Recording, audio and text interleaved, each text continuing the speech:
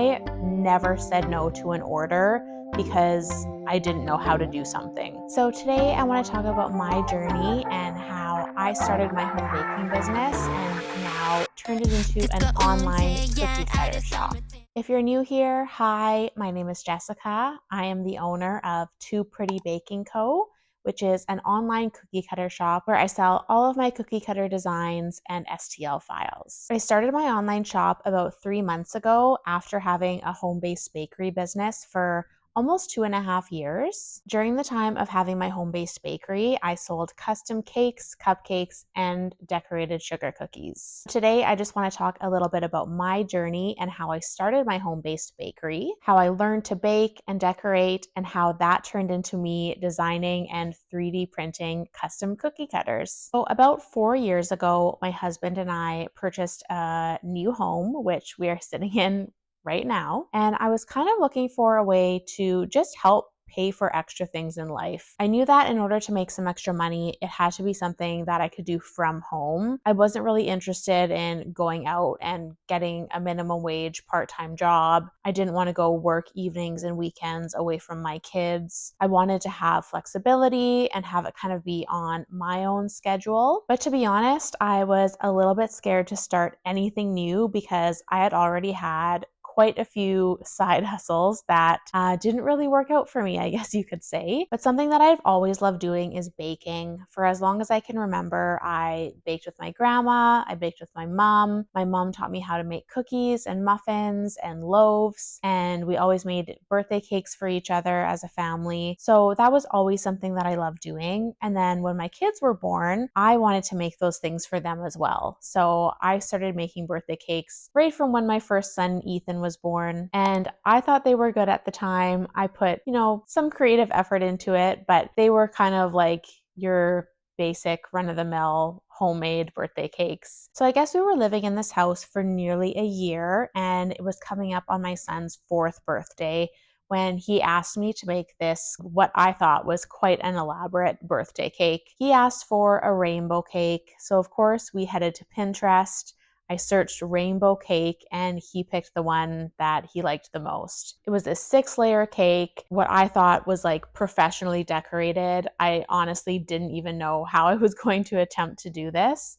But in true fashion, I gave it a shot and it turned out really cute. He helped me. He got to pick all of the colors. Everybody, including him, was just thrilled with this cake that I had made. And everybody was saying that I should start selling these cakes. Me, of course, was thinking like, I've had so many side hustles before.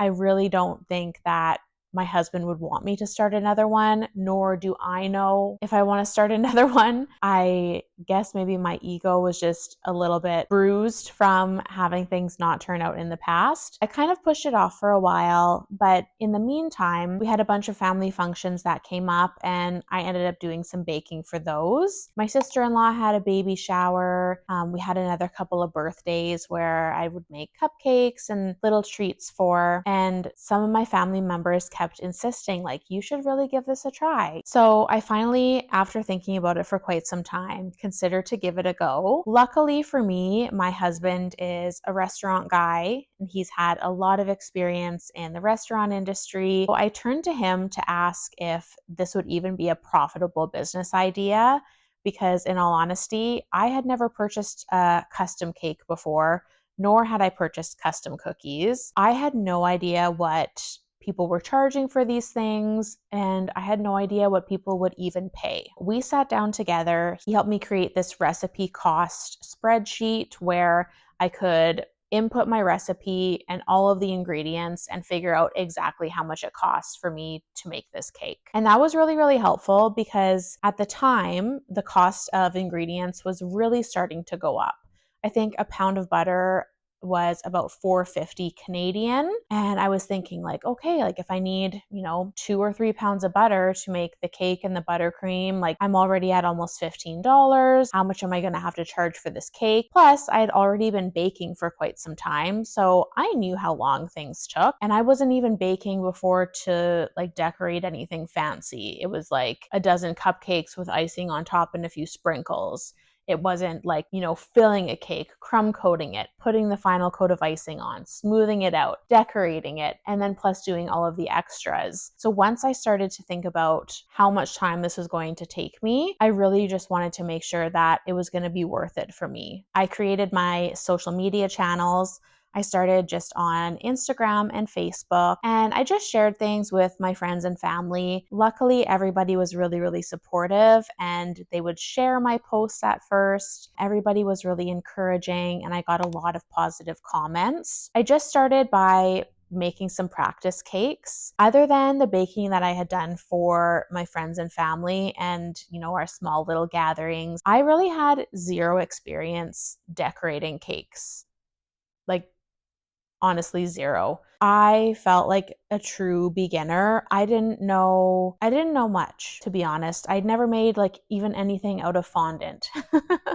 So I really felt like I needed to practice. I needed to make a couple of cakes just to have like kind of start building like a portfolio, I guess. So I started doing that and I worked on it. Basically, every spare bit of time that I had, I worked on it. I started off slowly with buying my cake supplies. I had just a few cake pans.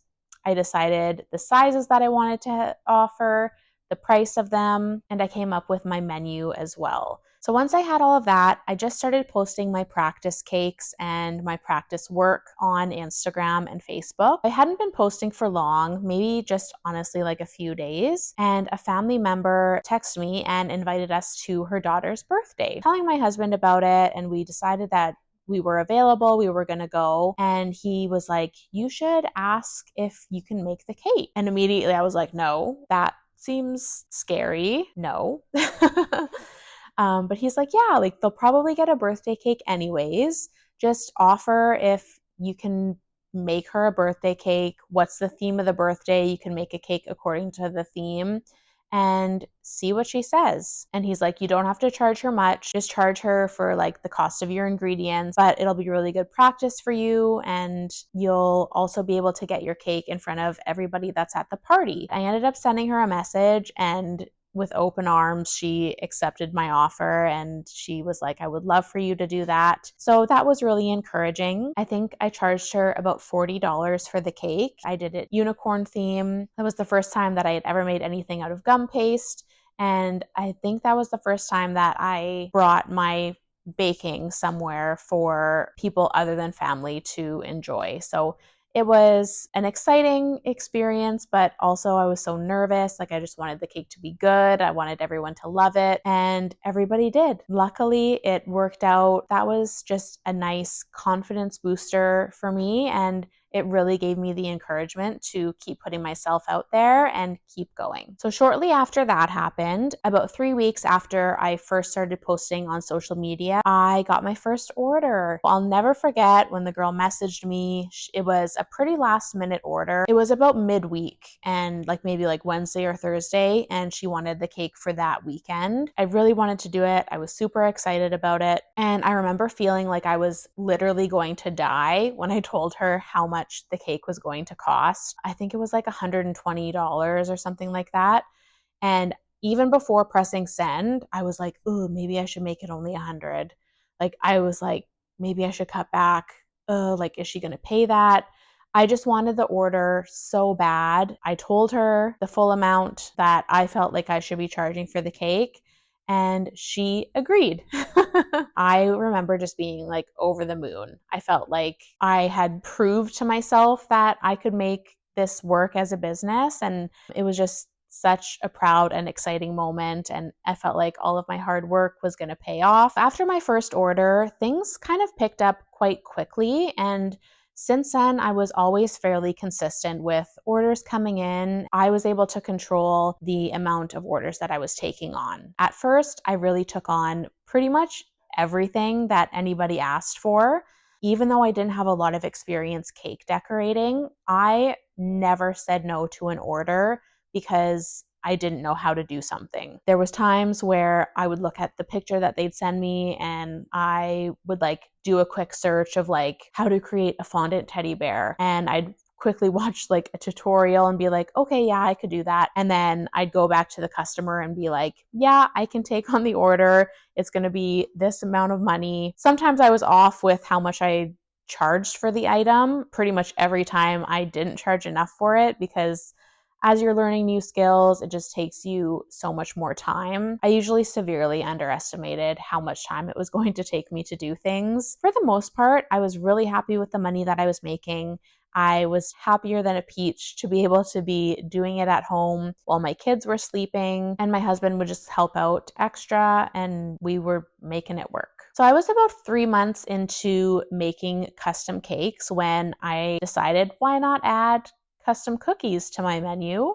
I have no experience doing that either, but let's give it a go. So yes, of course, I had no experience really making sugar cookies. I had never worked with royal icing before, yet I was seeing all of these cookies on Instagram and I knew I could do it. I was like, I have to do it. I have to start making cookies. These are so gorgeous. So that was the first time that I purchased an online course. I probably could have just searched on YouTube and found like cookie decorating tutorials, but I purchased a course. I went through it. It was like a fall floral course. I offered these cookies for Thanksgiving, the first year that I was in business, and they were a hit, and I really loved cookie decorating. I thought that it was like relaxing. Time just didn't exist when I was doing it seemed like, which is probably why I didn't realize how time consuming it can actually be. I continued on. I was making cakes, cookies, and I was hustling. I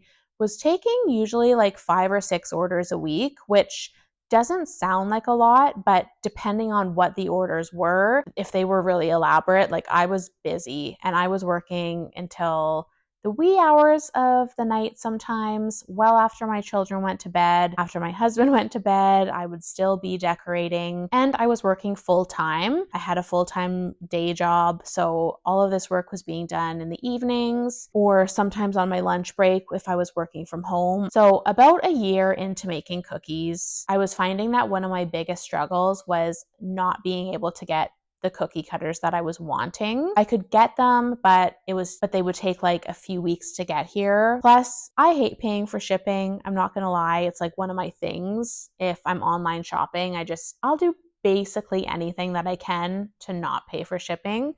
So in order to get free shipping, I think I had to spend like $80 or something like that from the shop that I was getting my cookie cutters from. And I didn't always need to do that. Like sometimes I just needed 1 or 2 cutters for an upcoming order.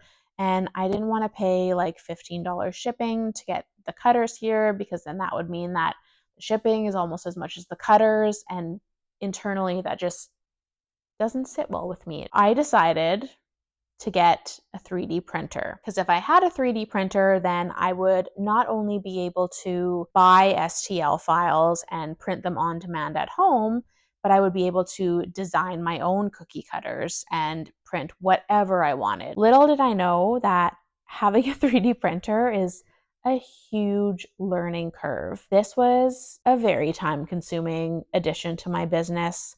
I didn't know anything about 3D printing.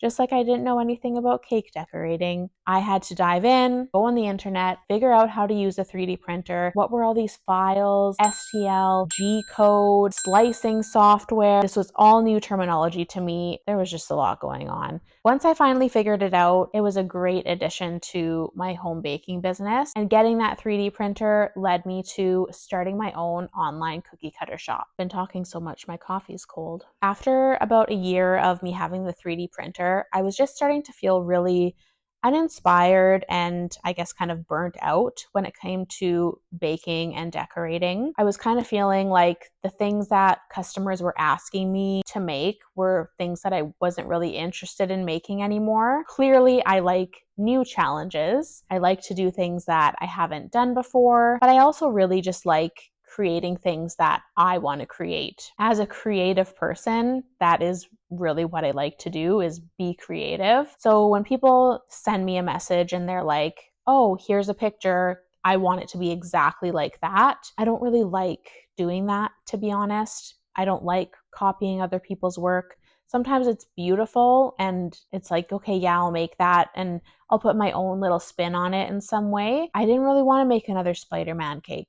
I'd I'd made quite a few by that point. So I started to think of ways in which I could make my business suit my lifestyle a little bit more, but I also wanted to just be able to utilize my creativity and make things that I wanted to make and be excited about creating things again. And I had had the idea of having a cookie cutter shop in the back of my mind for a while. I just decided to pull the trigger on it. So after doing a little bit of research, I got to work designing cookie cutters. I did what seemed like 8,000 test prints in order to make sure my cookie cutters were top quality. So I did a lot of tweaking there. And then, of course, I had to set up my shop on Etsy and Shopify. So once I had my shop set up and I had a very small selection of cookie cutters available, it took about a month to get my first cookie cutter order.